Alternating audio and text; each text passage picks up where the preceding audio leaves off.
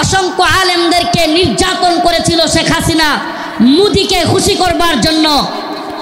কিন্তু আমরা জানতে চাই শেষ পর্যন্ত মোদি কি হাসিনাকে টিকায় রাখতে পারছে? কেন পারে নাই? কারণ এদের হাত ডাক এটা বেলুনের মতো। মুসলমানরা জায়গা গেলে পৃথিবীতে কোনো জালেম টিকতে পারে নাই।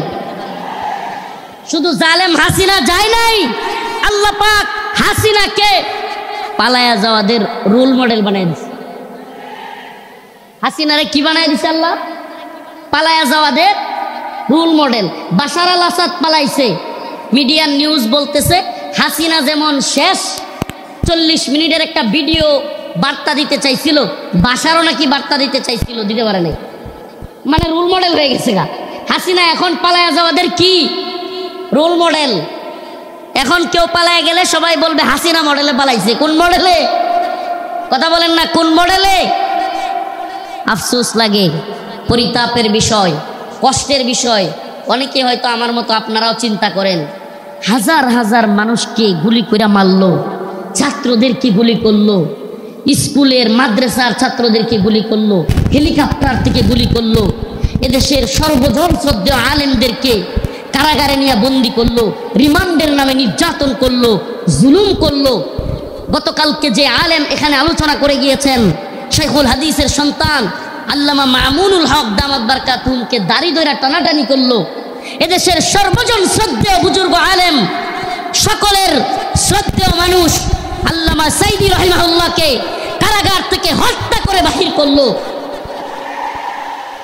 এত কিছুর পরেও এই নেত্রী আর এই দলের পক্ষে মানুষ থাকে কেমন? প্রশ্ন আসে না? প্রশ্ন আসে কি আসে না? যে হাজার হাজার ছাত্রদেরকে গুলি করে মারলো, ছোট ছোট বাচ্চাদেরকে হেলিকপ্টার থেকে গুলি করলো, আলেমদেরকে জেলে নিল, রিমান্ডে নিল, ফাঁসি দিল, আলেমদেরকে, দেশের সর্বজন শ্রদ্ধেয় আলেমদেরকে কারাগার থেকে হত্যা করে বাহির করলো। আমাকে ব্যক্তিগতভাবে আমাকে জুব্বা টেনে হিচড়ে ডিবি হারুনের নেতৃত্বে, এটা সবাই জানেন, জুব্বা খোলা হলো, আমার পরনের লঙ্গি খোলা হলো, এগুলো খুলে মহিলা দিয়া জড়ায়া দইরা ছবি ভিডিও তোলা হলো। অসংখ্য আলেমের নির্যাতনের, নিপীড়নের গল্প শুনলে গা শিউরে উঠবে। যৌনাঙ্গে পর্যন্ত চাপ দিল আলেমদের। এত কিছুর পরেও এই নেত্রী যে তার কর্মীদেরকে রাইখা পালায়, তার পক্ষে কিভাবে লোকেরা থাকে? প্রশ্ন আসে না? আসলে আল্লাহ বলেন খতামাল্লাহু আলা কুলুবিহিম ওয়া আলা সামইহিম ওয়া আলা আবসারিহিম গিশাওয়া। আল্লাহ পাক এদের অন্তরের মধ্যে সিলমোহর মেরে দিছে। আল্লাহ পাক এদের কানের মধ্যেও সিলমোহর মেরে দিছে। আল্লাহ পাক এদের চোখের উপরে পর্দা ফেলে দিয়েছে। এরা সেই হাসিনা সরকারের আমলের এত নির্যাতন নিপীড়ন দেখেও দেখবে না। যেমন নির্লজ্জ বেহায়া তার নেত্রী, এমন নির্লজ্জ বেহায়া কর্মী।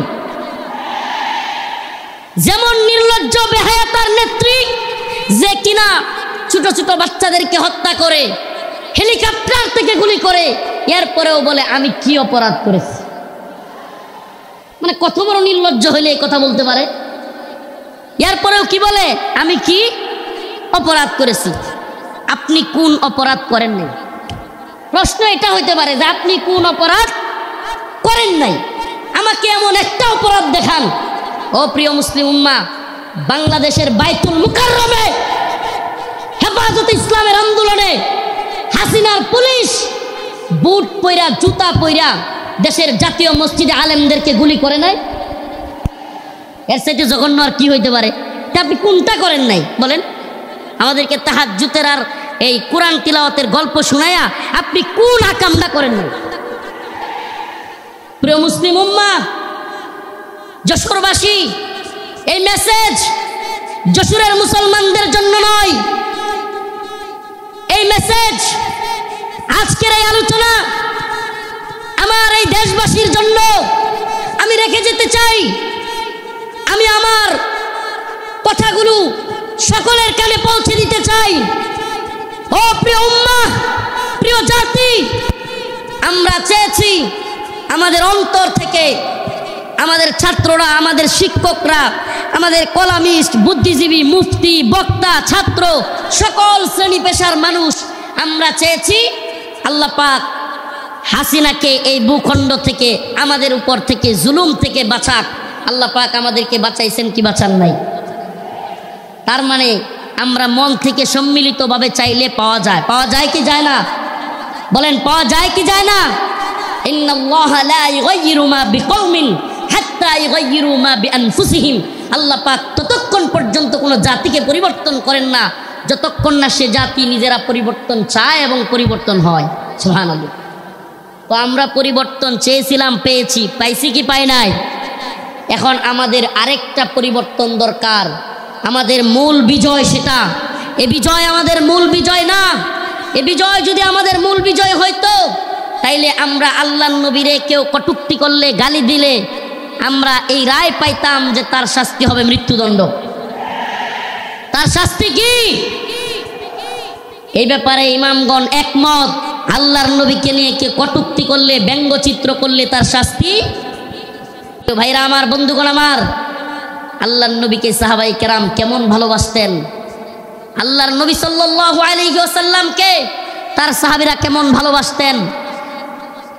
কাব বিন আশরাফ নামে ইহুদিদের এক নেতা ছিল। নাম কি?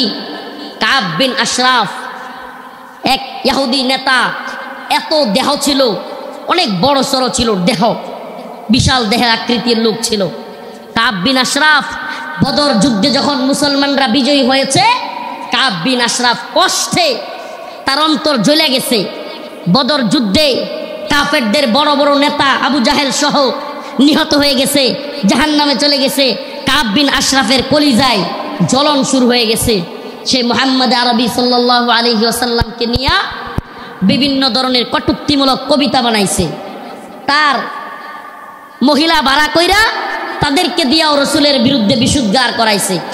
আল্লাহ নবী সাল্লাল্লাহু আলাইহি ওয়াসাল্লাম ডাকলেন কাব বিন আশরাফ, তাকে হত্যা করতে পারবে এমন কে আছো? সুবহানাল্লাহ বলেন।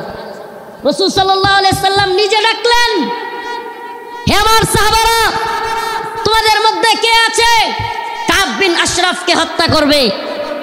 অথচ আমার নবীর ব্যাপারে অনেকে বলে, রাসূল সাল্লাল্লাহু আলাইহি সাল্লামকে কি বলে, যে রাসূল সাল্লাল্লাহু আলাইহি সাল্লাম এক গালে মারলে আরেক গাল পাইতা দিতেন। ছোটবেলায় এগুলো শুনতাম, নাউজুবিল্লাহ। রসুলের এক গালে মারবে আর সাহাবাই কেরাম বসে বসে দেখবে। ইসলাম সন্ন্যাসী মার্কা ধর্ম না। ইসলাম সন্ন্যাসী মার্কা, সন্ন্যাসীগিরি, গান্ধীগিরি ইসলামে চলে না। ইসলামের বাণী একবারে সুস্পষ্ট, ফায়াকতুলুনা ওয়া ইউকতালুন, হয় মরো নাইলে মারো।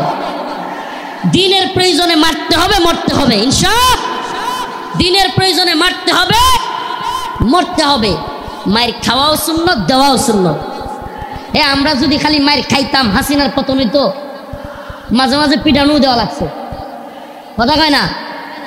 যারা জালিমের পক্ষ নিবে, একটা কথা মনে রাখবেন, মুসলমান ইমানদার, সম্ভবত হযরত আলী রাদিয়াল্লাহু আনহুর কথা এটা, জালেমদের প্রতি সহানুভূতি দেখানো মাজলুমদের সাথে গাদ্দারি। আবারও বলছি, জালেমদের প্রতি উদারতা দেখানো মাজলুমদের সাথে গাদ্দারি। মাজলুমদের সাথে গাদ্দারি করা যাবে? কাব বিন আশরাফ আল্লাহর নবীর নিয়ে কটূক্তি করে। রাসূল সাল্লাল্লাহু আলাইহি ওয়াসাল্লাম বললেন, তোমাদের মধ্যে কে আছে যে কাব বিন আশরাফকে হত্যা করবে? আল্লাহর নবীর এক সাহাবী মুহাম্মদ বিন মাসলামা দাঁড়ায় গেলেন, ইয়া রাসূলুল্লাহ আতুহিব্বু আন তাকতুলাহু? ইয়া রাসূলুল্লাহ, আপনি কি চান আমি তাকে হত্যা করি? রাসূল বললেন, অবশ্যই হ্যাঁ। মুহাম্মদ বিন মাসলামা বললেন, ইয়া রাসূলুল্লাহ, আমাকে অনুমতি দেন, আমি একটু তার সাথে গল্প করব, বানায় সিনায় গল্প করব, আর কি তার একটু খুশি করব। ইয়া রাসূলুল্লাহ, আমার অনুমতি দেন। আল্লাহর নবী বললেন, অনুমতি দিলাম। রাসূলুল্লাহ সাল্লাল্লাহু আলাইহি ওয়াসাল্লামের অনুমতি পেয়ে মুহাম্মদ বিন মাসলামা রাদিয়াল্লাহু আনহু কাব বিন আশরাফের কাছে গেলেন। কাব বিন আশরাফের কাছে গিয়ে আল্লাহর নবীকে নিয়ে যেহেতু বলে আসছেন একটু গল্প করবেন বানায়া সিনায়া, যুদ্ধ মানেই ধোঁকা। আপনি সব কিছু যুদ্ধের ময়দানে শত্রুর বিরুদ্ধে সব কথা বলে দিয়ে আপনি পারবেন না।